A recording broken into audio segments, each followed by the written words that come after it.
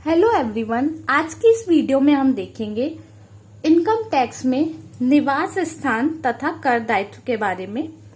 देखिए, निवासी कितने प्रकार के होते हैं। पहला होता है निवासी और अनिवासी। अब निवासी में भी साधारण निवासी और असाधारण निवासी।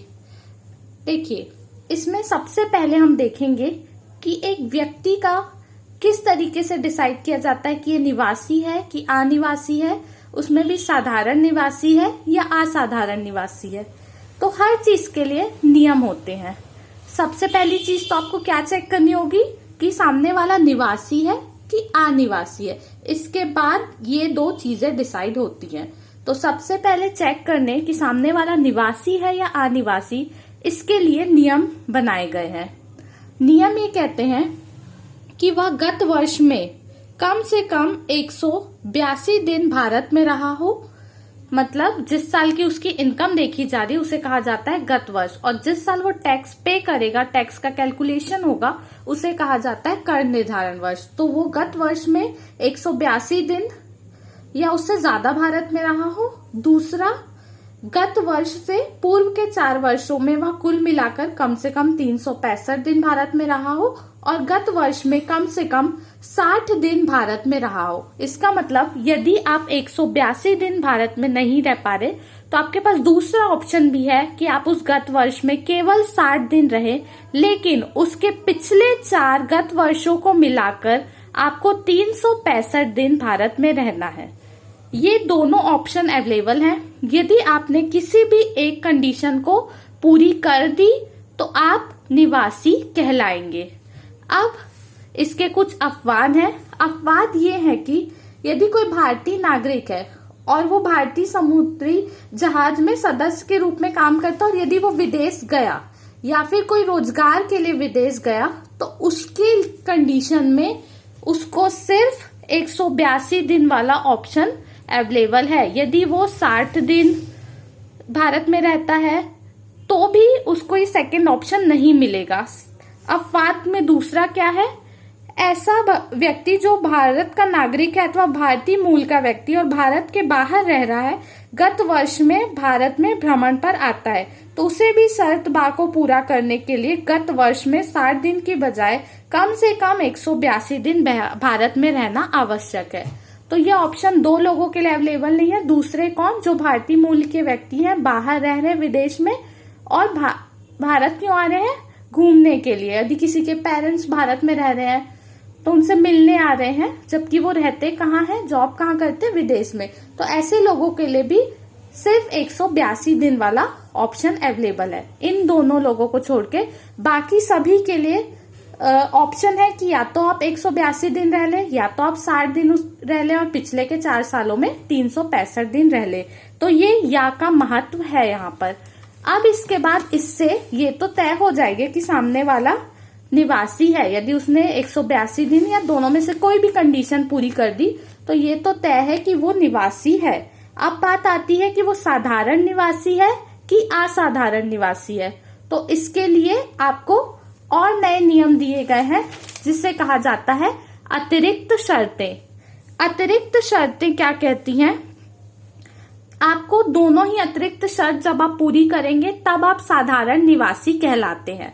इसमें से पहली अतिरिक्त शर्त ये कहती है कि गत वर्ष के पूर्व के 10 वर्षों में कम से कम आपको 2 वर्ष निवासी रहना है, और 2 वर्ष निवासी रहने के लिए आपको क्या करना पड़ेगा, फिर से किसी 2 साल आपको आधार शर्तें पूरी करनी पड़ेगी। तो गत वर्ष आपका जो भी होगा उसके पिछले 10 सालों में किसी भी 2 साल आपको निवासी रहना है। दूसरी चीज है, वह गत वर्ष के पूर्व के 7 वर्षों में कुल मिलाकर कम से कम 730 दिन भारत में रहा हो। तो आपको गत वर्ष के पिछले 7 सालों को मिलाकर, जरूरी नहीं आप किसी साल 100 दिन रहे, किसी साल 300 दिन रहे, किसी साल 50 दिन रहे, कितना भी दिन मिलाकर आपको 730 दिन रहना है। चलिए अब हम एक क्वेश्चन की हेल्प से इसको अच्छे से समझते हैं।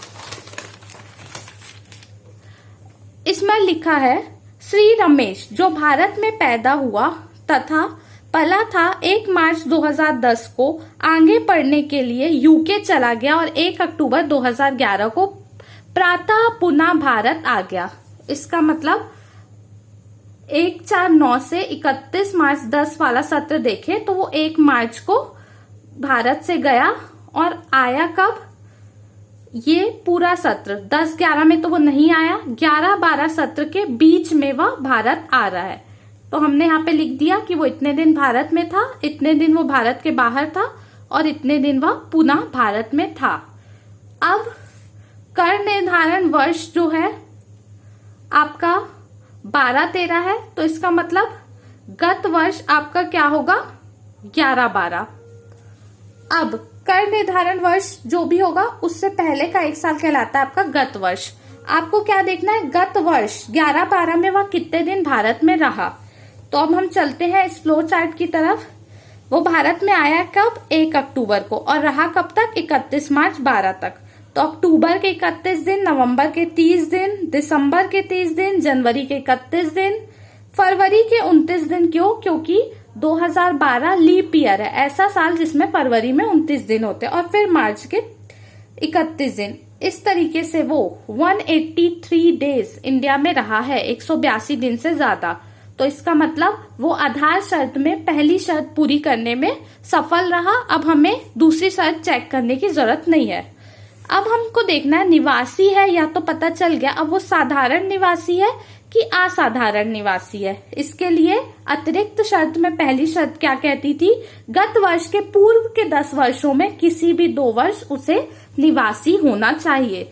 तो गत वर्ष आपका था 11-12, उससे पूर्व का वर्ष है 10-11। 10-11 में वो अनिवासी है। कैसे हमको पता चला, क्योंकि ये 10-11 सत्र में वो पूरे टाइम इंडिया से बाहर था, वो एक दिन भी भारत में नहीं रहा। इसलिए ना तो वो 182 दिन भारत में रहा, ना ही 60 दिन रहा। इसका मतलब 10-11 में वह अनिवासी है। अब उसके पहले का सत्र है 9-10। 9-10 में देखते हैं वो कितने दिन भारत में रहा। 9-10 में वो पूरे साल भारत में रहा, सिर्फ मार्च के 30 दिन वो भारत में नहीं रहा। 30 दिन मैंने क्यों कहा, क्योंकि जिस दिन वो भारत को छोड़ के जा रहा है उस दिन को भी गिनना है।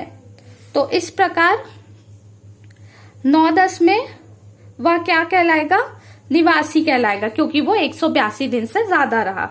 उसके पहले के 8 सालों में तो वह निवासी रहा ही, क्योंकि वो भारत से कहीं बाहर गया नहीं। इस प्रकार अतिरिक्त शर्त की पहली शर्त कि गत 10 वर्षों में 2 वर्ष उसको कम से कम निवासी होना चाहिए, तो उसने ये कंडीशन भी फुलफिल कर दी। अब अतिरिक्त शर्त की दूसरी शर्त क्या कहती है कि 7 वर्षों, गत वर्ष के पूर्व के 7 वर्षों में उसे कुल मिलाकर 730 दिन भारत में रहना है। तो चलिए इसे भी चेक करते हैं। चलिए 10-11 में तो वो एक भी दिन भारत में नहीं रहा, लेकिन 9-10 में वो 365 दिन रहा। उससे पहले के साल में भी वो 365 दिन रहा। 9-10 में 335 और इसमें आ गया आपका 365 दिन, और इसके पहले के तो हर साल में वो 365 दिन रहा ही है। तो इस प्रकार देखने से ही समझ आ रहा है कि वो 7 सालों में 730 दिन से अधिक भारत में रहा है। तो इस प्रकार उसने अतिरिक्त शर्तों की दोनों शर्तें पूरी की है और वह साधारण निवासी कहलाएगा। धन्यवाद।